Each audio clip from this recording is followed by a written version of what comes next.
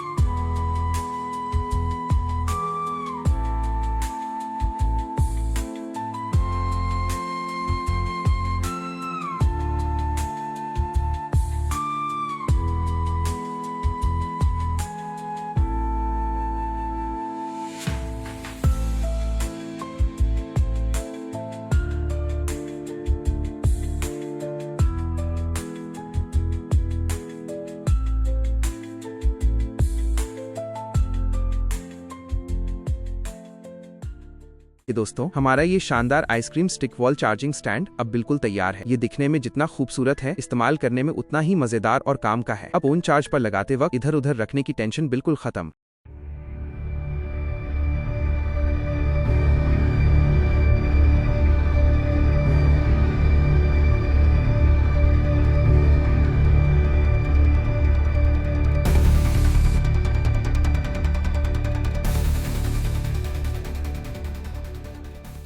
अगर आपको ये वीडियो पसंद आए तो सब्सक्राइब करें, कमेंट करें। मिलते हैं नेक्स्ट वीडियो में। अल्लाह हाफिज।